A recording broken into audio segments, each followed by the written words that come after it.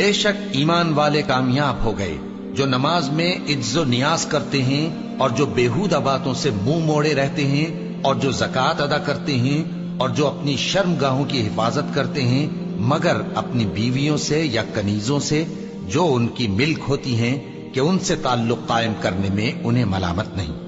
اور جو ان کے سوا اوروں کے طالب ہوں وہ اللہ کی مقرر کی ہوئی حد سے نکل جانے والے ہیں، اور جو امانتوں اور اقراروں کو ملحوظ رکھتے ہیں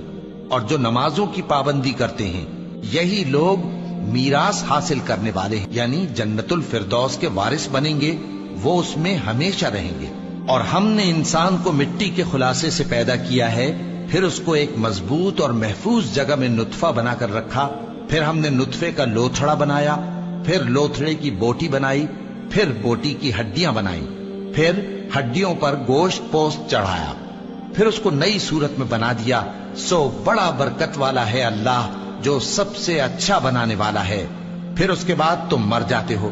پھر قیامت کے روز اٹھا کھڑے کیے جاؤ گے، اور ہم نے تمہارے اوپر کی جانب 7 آسمان پیدا کیے،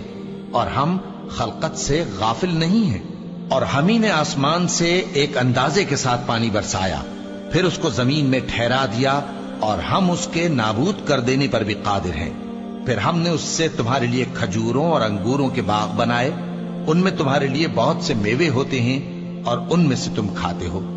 اور وہ درخت بھی ہم ہی نے پیدا کیا جو طور سینا کے دامن میں ہوتا ہے، یعنی زیتون کا درخت کہ کھانے کے لیے روغن اور سالن لیے ہوئے اگتا ہے، اور تمہارے لیے چوپایوں میں بھی عبرت ہے کہ جو ان کے پیٹوں میں ہے اس سے ہم تمہیں دودھ پلاتے ہیں، اور تمہارے لیے ان میں اور بھی بہت سے فائدے ہیں، اور بعض کو تم کھاتے بھی ہو،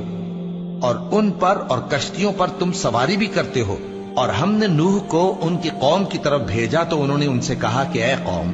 اللہ ہی کی عبادت کرو، اس کے سوا تمہارا کوئی معبود نہیں، تو کیا تم ڈرتے نہیں؟ اس پر ان کی قوم کے سردار جو کافر تھے کہنے لگے کہ یہ تو تم ہی جیسا آدمی ہے، تم پر بڑائی حاصل کرنی چاہتا ہے، اور اگر اللہ چاہتا تو فرشتے اتار دیتا۔ ہم نے اپنے اگلے باپ دادا میں تو یہ بات کبھی سنی نہیں، اس آدمی کو تو دیوانگی کا عارضہ ہے، تو اس کے بارے میں کچھ مدت انتظار کرو۔ نوح نے کہا کہ پروردگار، انہوں نے مجھے جھٹلایا ہے، تو میری مدد کر۔ بس ہم نے ان کی طرف وحی بھیجی کہ ہمارے سامنے اور ہمارے حکم سے ایک کشتی بناؤ، پھر جب ہمارا حکم آ پہنچے اور تنور پانی سے بھر کر جوش مارنے لگے تو سب قسم کے پالتو حیوانات میں سے جوڑا جوڑا یعنی نر اور مادہ 2 کشتی میں بٹھا لو، اور اپنے گھر والوں کو بھی سوائے ان کے جن کے نسبت ان میں سے ہلاک ہونے کا حکم پہلے صادر ہو چکا ہے۔ اور ظالموں کے بارے میں مجھ سے کچھ نہ کہنا، وہ ضرور ڈبو دیے جائیں گے۔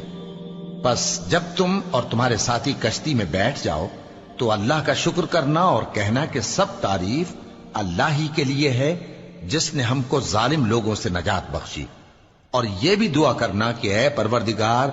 ہم کو مبارک جگہ اتاریو، اور تو سب سے بہتر اتارنے والا ہے۔